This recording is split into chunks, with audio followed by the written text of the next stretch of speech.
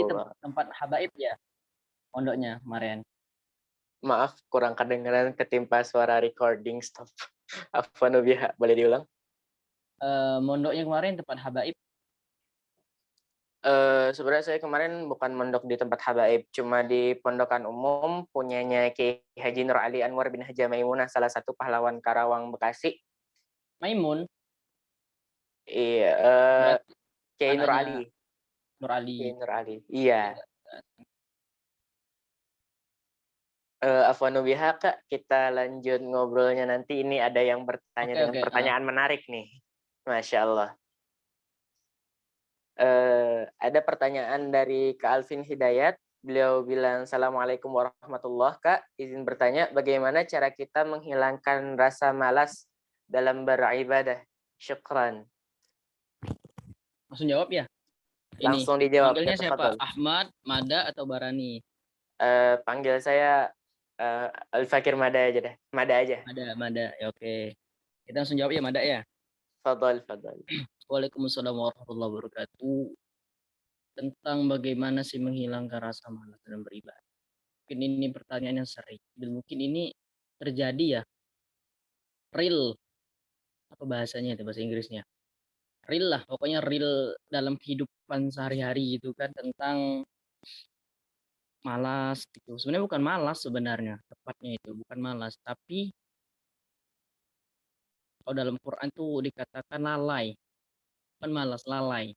Kalau dalam Quran tuh kan, eh celakalah orang-orang yang sholat kan. Wawailul lil musallin alladzina hum an sholatihim sahun. Gitu kan? Terutama dalam sholat. Ada sebuah, saya sampaikan ini, Ana lupa apakah ini, bukan ini kaidah kayaknya, kayak mahfuzat. La yaflaha man kasal. Celakalah, tidak akan berbahagialah orang-orang yang malas. Nah, maka ketika kita malas, tidak ada obat kecuali malas itu adalah paksa, paksaan, memaksa. Ya, kadang-kadang sesuatu yang kita paksa itu endingnya tuh nggak happy ya, atau sering sad ending atau sedih lah endingnya biasanya gitu ya kalau anak-anak muda gitu ya. Tapi kadang-kadang paksaan itu menimbulkan kebiasaan. Berapa banyak kita senantiasa paksakan bangun subuh. Pokoknya kita paksakan bagaimana bangun subuh. Walaupun kita nggak sholat nih, kadang-kadang ada orang tuh nggak sholat subuh. Tapi dia bangun subuh, mau ngopi, mau ngerokok, dan lain sebagainya. Paksakan bangun subuh gitu, bangun. Tuh kan. Akhirnya sebuah paksaan itu menjadi kebiasaan. Nah, ada dalam ilmu usul fiqh itu ada hukum namanya uruf, kebiasaan atau adat istiadat. Itu bisa dikatakan sebuah hujah yang bisa diambil ketika menjadi kebiasaan. Kebiasaan bagaimana? Kebiasaan yang baik. Maka kebiasaan malas itu bisa dirubah dengan kebiasaan rajin. Maka pepatah mengatakan rajin pangkal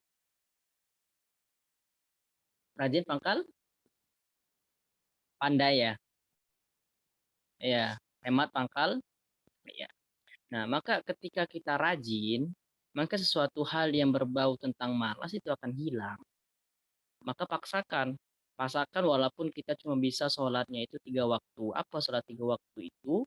Maghrib, isya, subuh. Walaupun kita cuma bisa sholat malam. Mungkin zuhur sama asarnya. Zuhurnya mungkin di tempat kantor itu ngantuk. Sehingga kita harus tidur siang.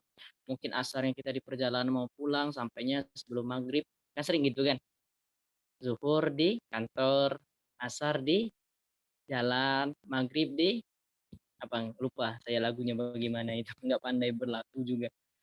Sehingga suatu hal yang malas tadi bisa tertutupi dengan suatu hal yang menjadi paksaan tersebut.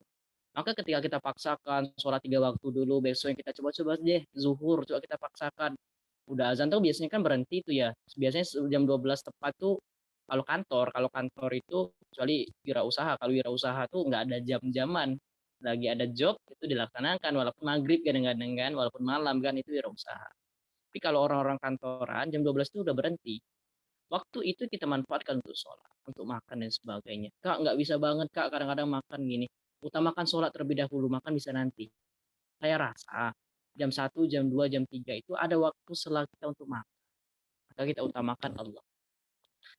Kenapa kadang-kadang saya sudah mungkin pernah mencoba juga ya. Apa kadang-kadang masalah hidup kita itu semakin banyak. Ternyata usut punya usut, kita itu lalai terhadap kadang-kadang kita tuh pengen cepat, akhir-akhirnya bukan pengen cepat, masalah kita tambah besar. Misal, putus rantai tinggal jalan, kita tinggalkan sholat. Kira kita, dengan kita perbaiki rantai tersebut, kita bisa cepat gitu. Tapi malah, apa? Akhirnya nggak taunya habis minyak juga, rantainya putus. Kita nggak sholat, pakainya udah kotor. Akhirnya apa? Sholat tinggal, rantai nggak selesai, motor habis minyak. Maknanya apa? Laksanakanlah perintahnya Allah terlebih dahulu, maka Allah akan mudahkan apa yang menjadi masalah dalam hidup. Besarkan Allah dalam hatimu, maka masalah hidupmu akan Allah mudahkan. Besarkan Allah dalam hatimu, maka Allah akan berikan rezeki lancar untuk. Mungkin itu ya, sehingga kita senantiasa terbiasa nggak malas-malasan lagi. Apapun masalahnya, pasti Allah berikan kemudahan. Ya kan? Di balik kesusahan, pasti ada kemudahan. Di balik kemudahan, pasti ada kesusahan. Maka kita tidak pernah, Allah itu tidak pernah memberikan kita, kamu tidak akan terlepas dari kesusahan, itu nggak akan mungkin. Tapi Allah selalu memberikan kemudahan jalan untuk keluar dari kesusahan tersebut. Itu Allah. Karena Allah melihat bukan dari hasil kita, tapi dari proses kita untuk keluar dari masalah tersebut. Masalahnya itu keluar dengan jalan Allah, ataukah masalah itu keluar dengan senantiasa kita mencari murkanya Allah. Naudzubillah. Wallahu a'lam. Wassalamualaikum. Waalaikumsalam warahmatullahi taala wabarakatuh. Syukron buat pemateri kita nih yang sudah menjawab pertanyaan dengan detail, rinci, dan mudah dipahami. Ya, karena ada salah satu kalamnya guru saya, ketika seseorang ulama atau umara atau penceramah itu dilihat bukan dari mana dia beberapa baca kitab, dari mana dia fusa bilughatil arabi, dia bisa berbahasa Arab. Dilihat dari mana penjelasan dia agar dipahami ke masyarakat. Masya Allah. Ya, langsung aja kita lanjut ke pertanyaan kedua dari Kak Sarah. Assalamualaikum warahmatullahi wabarakatuh. Izin bertanya, Kak. Kadang kita gampang banget nih ngajak temen buat hijrah ngikutin kalian-kalian. Tapi kenapa giliran kita mengajak saudara dekat kita atau bahkan keluarga itu kayak susah gitu atau berat ya? Takut dibilang sok alim atau sok tahu. Nah, pertanyaannya gimana cara kita buat ngajak saudara atau keluarga kita buat hijrah atau ikut kajian agama? Syukron katsiran. Tafadhol Kak, silakan dijawab.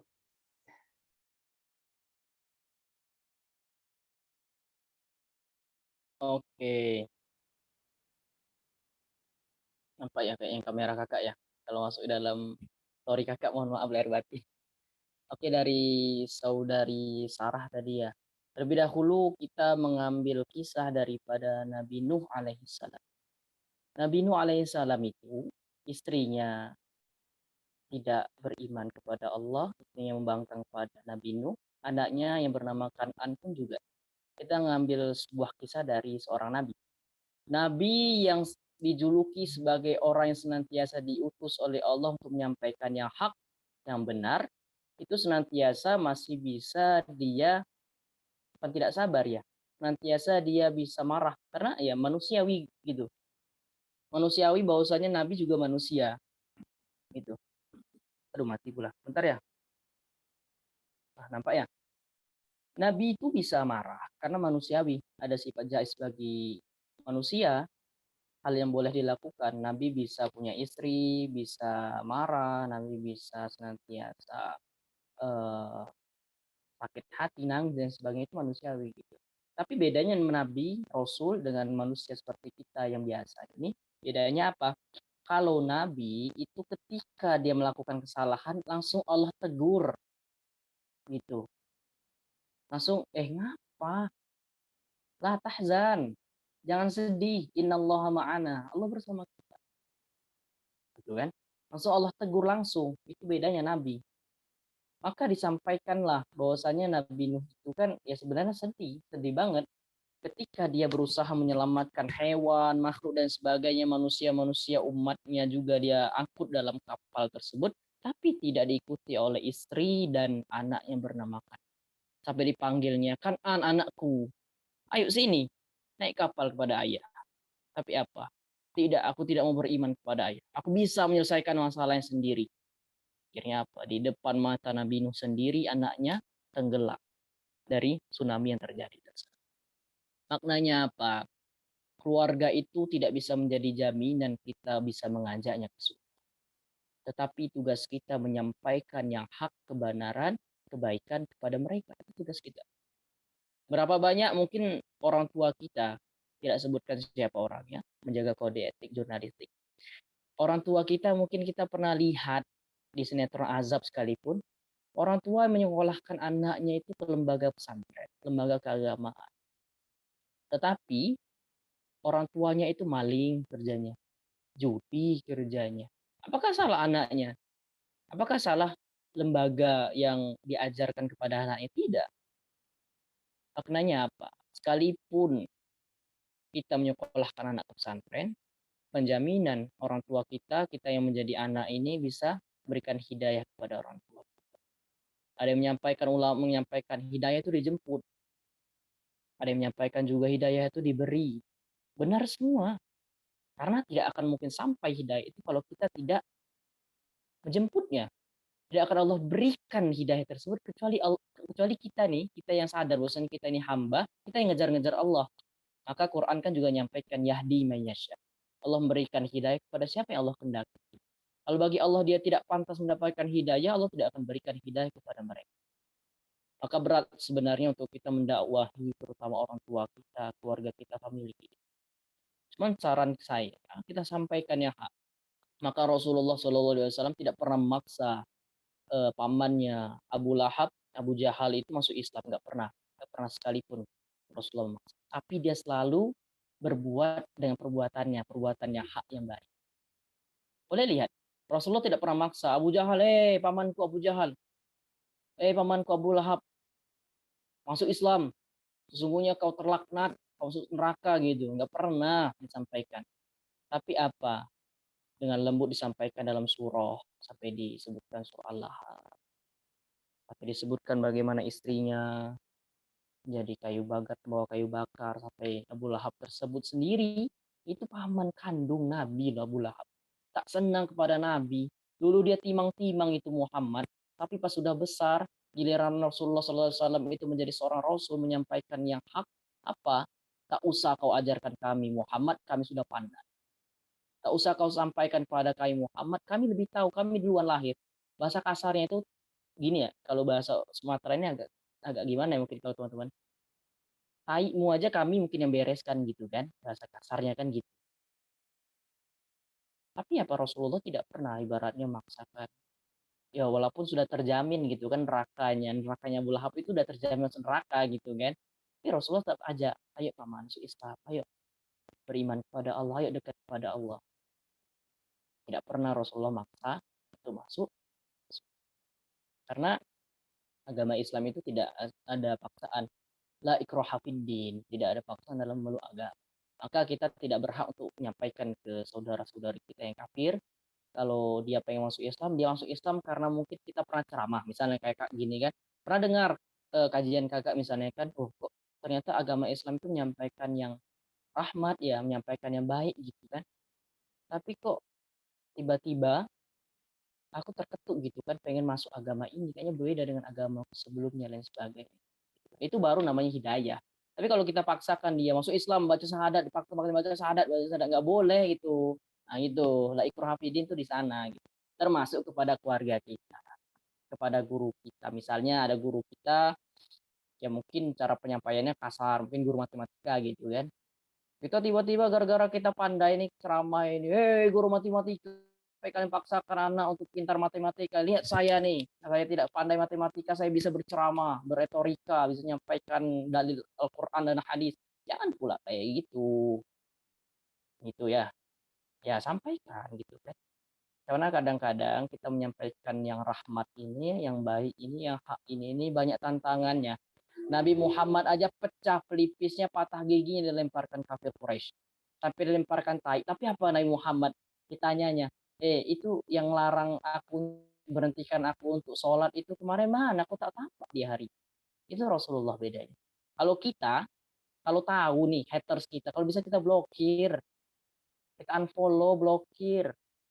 Kalau misalnya dia chat WhatsApp gitu kita blokir juga. Saking kita jengkel kan biar nggak beribut kan. Tapi Rasulullah apa?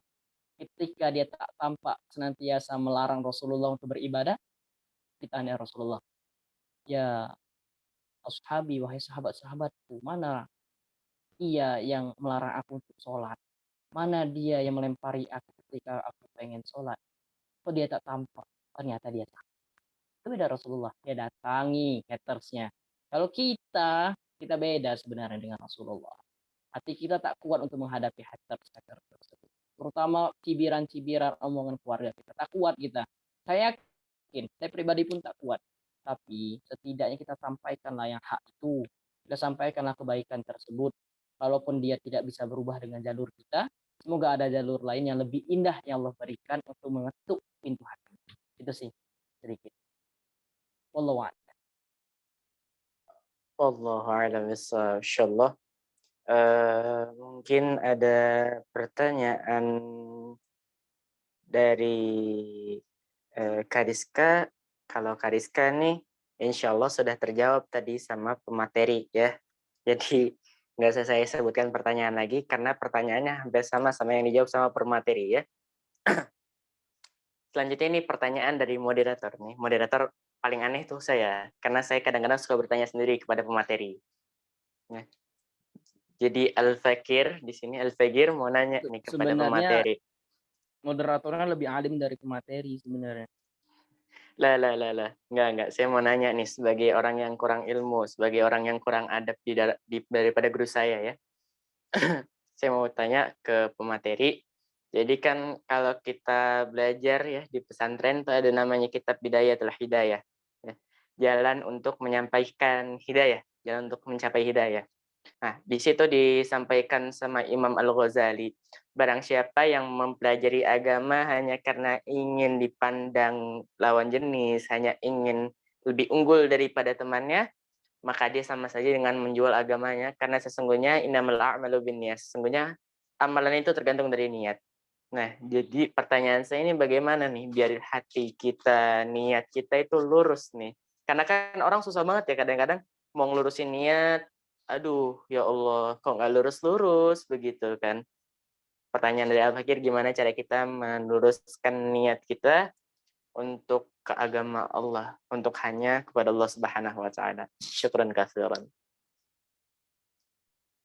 Oke, terlebih dahulu mungkin yang bertanya ini lebih alim, jadi sampaikannya dengan sebuah kitab, sampaikan juga dituliskan oleh Imam Ghazali. Saya ingin bertanya terlebih dahulu, kembali saya bertanya ini. Imam Ghazali itu menikah atau tidak? Insya Allah kalau yang saya pernah belajar, yang saya ta'allum itu sepertinya yang saya ingat Imam Ghazali itu sepertinya tidak menikah. Nah, jadi ulama-ulama itu, itulah hebat ulama. Ulama terdahulu, termasuk salaf ya Imam Ghazali kalau nggak salah ya. Iya, beliau sosok salaf, benar. Salaf ya, yang lahir 300 Hijrah ke bawah. Oke, Imam Al-Ghazali menyampaikan tentang bagaimana pentingnya niat. Mungkin kita sering lupa terhadap niat dan mungkin salah niat, gitu kan. Mungkin termasuk saya sendiri mungkin yang sering salah niat juga mungkin kan. Karena ulama juga menyampaikan, bahwasanya kata ulama gini, sampaikan, antum sok paling depan ya. Lah, antum aja. Saya di belakang belakang yang kedua. Saya takut dilihat ria gitu kan. Takut dipandang ria gitu kan. Tapi apa kata ulama tersebut? Sejatinya kau sedang riak. Kau tidak menginginkan sop depan, kau takut dipandang riak. Sejatinya kau ingin di sop kedua itu karena apa? Karena hatimu riak. Kadang-kadang sesuatu yang kita pilih itu menurut kita baik, ternyata itulah keburukan yang menjerumuskan kita. Itu bahayanya. Talbis, ya, talbis syaitan itu begitu hebat. Seakan kita tidak pengen riak, tapi sejatinya kita itulah yang riak. Naudzubillah. Gitu kan, kita nggak pengen nampak biar kita konten itu bagus dan sebagainya, nggak taunya kita lah yang nantiasa yang masuk ke dalam perangkap riak tersebut. Pengen konten kan biar biar apa ya? Biar nanti mantan nengok bahwasanya aku udah hijrah gitu. Pengen ditengok misalnya fans-fans banyak gitu kan, followers naik. Hati-hati. Followers itu akan dihisap. Gitu saudara. Followers itu akan dihisap. Hati-hati. Maka salah satu Kak saya itu kadang-kadang nggak terlalu pengen sebenarnya tuh agak-agak ngurang-ngurangi aja gitu kan di sosial media. Karena setelah saya lihat hidup ini nih kadang-kadang banyak tipu daya, terutama manusia. Coba antum punya followers mungkin 2.000 misalnya. Antum nggak buat story, nggak buat postingan. Lama-lama followers antum berkurang atau bertambah? Kurang, berkurang ya. Gara-gara antum nggak buat story dan sebagainya. Maknanya apa? Tidak ada yang bisa menjamin kalian bisa ada yang bertahan sampai akhir. Itulah kehidupan. Yang pengen melihat kamu ketika kamu berhasil itu banyak. Tapi yang menemani sampai akhir itu belum tentu. Gitu. Nah, maka ketika kita berniat niat kita ingin menyampaikan yang hak, kita ingin menyampaikan yang benar, maka kita sampaikan aja. Pertanyaan like atau komen banyak dan sebagainya itu penikmat dunia semua sebenarnya. Orang yang menikmati aja. Belum tentu itu hidayah bagi mereka. Karena berapa banyak teman-teman kita yang mungkin sering lihat konten kita malah dia tuh timbul seuzon kepada kita.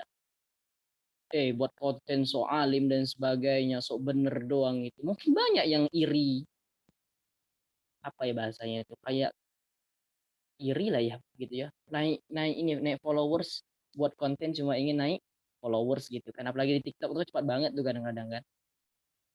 Nah itu hati-hati banget gitu kan. Nah maka tentang niat tersebut itulah pintar Imam Ghazali. Imam Ghazali itu pintar banget. Beliau tidak menikah, maka beliau membuat sebuah contoh itu tentang orang yang berpasang-pasangan. Sebenarnya kalau kita mikir kan, cinta itu konteksnya kita pernah mengalami. Beda dengan para ulama. Ulama itu tahu terlebih dahulu tentang cinta walaupun dia tidak mengalami tentang cinta. Itu salut. Kalau kita enggak, pengennya dapat dulu, udah dapat kita bosen. Itu fitrah. Fitrah manusia itu gitu. Maka teman-teman, kalau kalian tuh ngefans dengan orang, ngefans itu sampai akhir, sampai hidupnya akhir atau kalian yang wafat gitu. Jangan kalian ngefans ketika aibnya terbuka kalian pergi. Nauzubillah. Fans itu ketika kita dengar nama Rasulullah maka kita fans sampai nanti kita nih dikumpulkan di padang mahsyar kita pengen bertemu dengan Rasul itu ngefans gitu kan. Maka koneksinya dengan kalimat almar'u ma'aman ahab. Seorang itu akan berkumpul dengan siapa yang ia cinta. Ya kalau kalian tuh kadang-kadang ngefans, kadang-kadang itu suka dengan orang, kalau udah dapet, udah jadi istri, udah jadi suami, oh biasa aja kok. Sal, udah biasa aja kok jadi istrinya Ustadz Mada gitu kan. Ya gitu, karena kalian cintanya itu cuma dengan hasrat, bukan dengan iman. Maka luruskan niat kita. Maka Imam Ghazali itu keren banget buat contohnya itu tentang kalau kita tuh tengok lawan jenis, tengok cewek gitu kalau laki-laki, kalau yang perempuan mungkin kalau ditengok cowok, kira-kira cowok itu nengoknya kok cantik banget, man public speaking itu bagus banget, nyampein ini dalilnya gitu kan, nyampaikan hadisnya, nyampaikan Qurannya, itu ada ya idaman banget lah pokoknya kalau ini kalau sering saya lihat di komentar gitu kan idaman banget sih misalnya Ustadz Mada ini nyampein dalilnya kok detail banget gitu kan seandainya aku tikung dia sepertiga malam pret kalian itu berandai-andai dengan sesuatu yang sebenarnya Allah itu ingin berikan yang lebih baik dari itu tapi andai-andainya manusia itu nggak nyampe logika kita tuh tidak mampu dengan menyampaikan dengan kehendak Allah itu tidak mampu gitu. Karena kehendak Allah itu lebih indah dari logika kita. Kita berlogika seandainya Husain Basaiban, seandainya Ustadz Agam, seandainya kalau Ustadz Agam nggak bisa lagi. Kalau Husain misalnya jadi suami aku, ini ilmunya baik. Seandainya Ustadz Abu Somad, seandainya Ustadz Adidai dan sebagainya. Itu berandai-andai kan. Seandainya kalian diberikan lebih dari itu, mau nggak? Mau kan? Ya makanya jangan sering berandai-andai sesuatu yang belum. Maka luruskan niat. Bekerja luruskan niat. Innamal ma'lumin luruskan niat kita nawaitu nawaitu kita, aku berniat ya Allah semoga aku bisa menjadi orang yang senantiasa beriman kepadamu sampai akhir hidup. Seandainya aku tidak bisa beriman sampai akhir ya Allah, setidaknya ya Allah kau kuatkan iman aku sampai dengan akhir. Maka teman-teman mungkin ada yang kreator juga sini ya, luruskan niat, apalagi founder-founder kajian, luruskan niat pokoknya. Jangan pengen ibaratnya nyari jodoh dalam komunitas. Kalaupun dapat jodoh dalam komunitas berarti itu rezeki. Gitu. Jangan pula nanti dengar kayak gini, Kak Tara nggak suruh ini dapat jodoh berarti nggak harus dapat jodoh di komunitas nggak juga gitu. Konsepnya satu, kalaupun misalnya nanti berjodoh maupun di luar komunitas, dalam komunitas kita tetap berjodoh. Contohnya Ana dengan antum semua kan. Tidak pernah Ana mencari antum. Antum semua mungkin cari-cari Ana misalnya gitu kan. Tapi ketika kita berjodoh kita bertemu dalam room ini gitu kan. Tapi berapa banyak teman-teman yang pernah ngundang Anda nggak bisa ngisi gitu kan, atau ada berapa kegiatan dan sebagainya sehingga dibatalkan dan sebagainya kan. Tapi pada malam hari kita berjodoh. Nah itulah konteks jodoh. Tidak pernah mencari, tidak pernah bertemu, tapi begitu indah dengan pertemuan yang indah Allah mempertemukan. Jadi teman-teman luruskan niat dalam artian senantiasa kalian itu bisa dekat dengan Allah.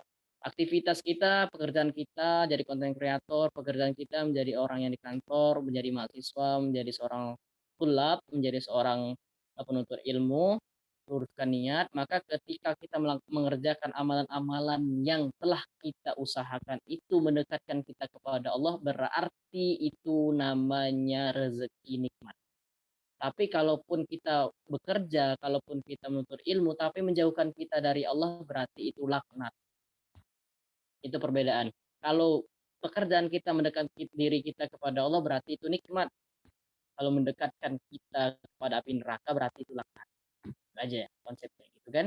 Ya semoga bisa meluruskan niatnya, semoga teman-teman senantiasa bisa melaksanakan apalagi komunitas ini, semoga jadi komunitas yang bisa memberikan efek positif pada teman-teman, bermanfaat untuk dunia wal akhirah di dalam agama, nusa, bangsa dan negara juga kan. Apalagi dengan nama milenial berhijrah. Waduh, keren banget. Wallahu a'lam.